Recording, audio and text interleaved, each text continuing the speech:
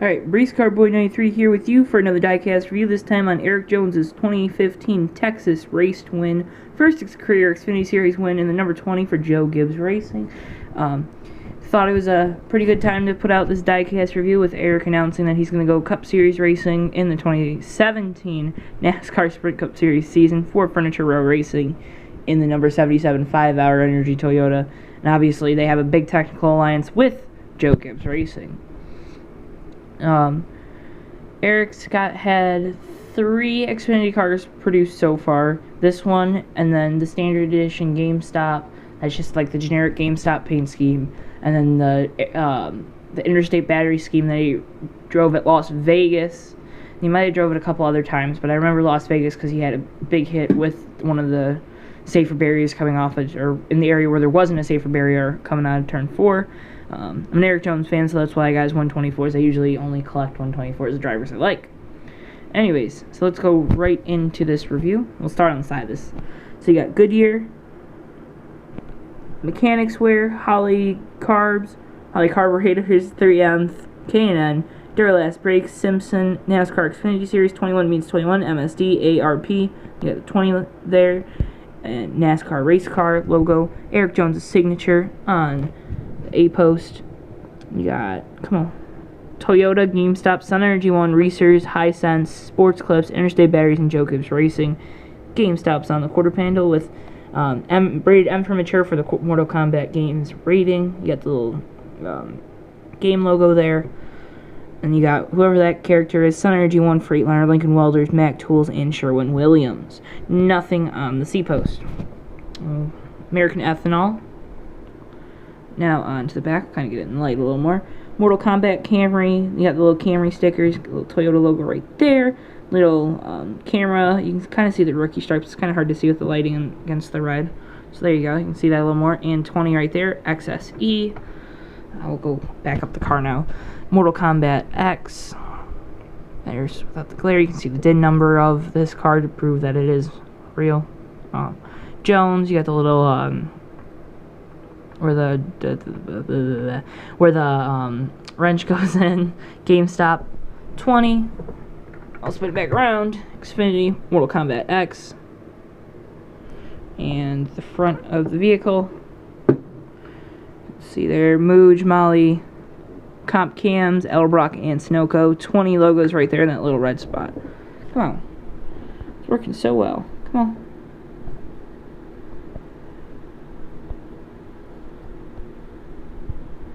Really? Okay.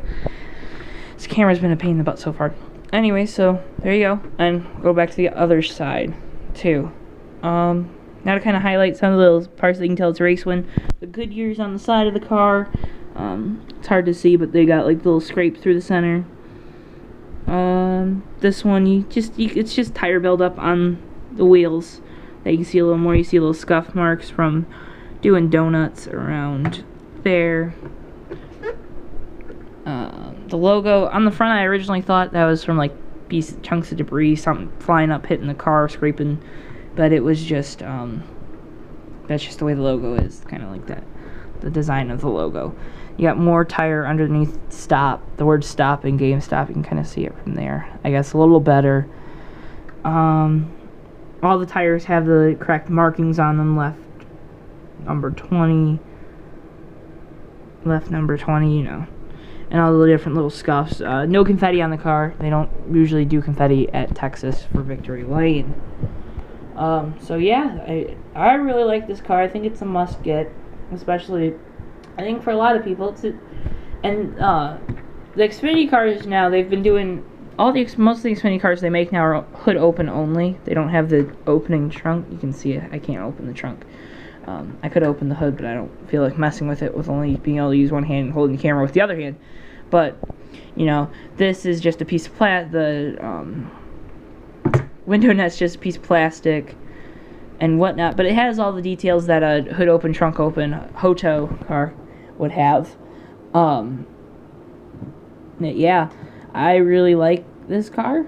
I think it's really cool to see Xfinity Series race ones getting produced if they're not Dale Jr. or Chase Elliott or a Junior Motorsports car. I already got the 88 from Daytona pre-ordered because I like the Xfinity Series, even if people like to call it the Kyle Busch Series or whatever you want to call it. There's a lot of promising young drivers. Erik Jones is obviously one of them. Not out of the Gibbs stable, though, but he's from Byron, Michigan, which is in my home state of Michigan. You can see, Michigan. Yeah, but I think it's a must get. It's really cool. I really regret not getting Keselowski. Keselowski is my favorite driver, or is my favorite. Has been my favorite for a while. Jones will probably be up there with him now because I like rooting for the guys from my home state. I never noticed there's that big of a gap there. Like right there. Anyways, so I haven't really bought a lot of cars that aren't Keselowski recently. You kind of look up. That's pretty much all I got. 124 wise. You know, you got the 3 Keselowski. You got the 2015, 14. That's the standard edition. That's really rare. That's a 12 Alltel car that I got signed by Ryan Newman. A 94 Bill Elliott. That's the Batman car. Wally Dallenbach car I got at school. And that car I actually just got. It's the championship car from 2012 with the championship sticker on the top. That's the Miller Lite, the patriotic car from 2012. And then up top you kind of see some more stuff. I'll take you over here real quick. Over here, I have, turn this, a really cool Ryan Newman light.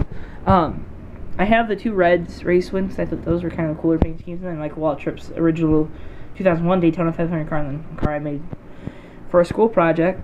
But I got these 2 guys last year, along with the other 2 2015 Keselowski cars. That light went off pretty fast.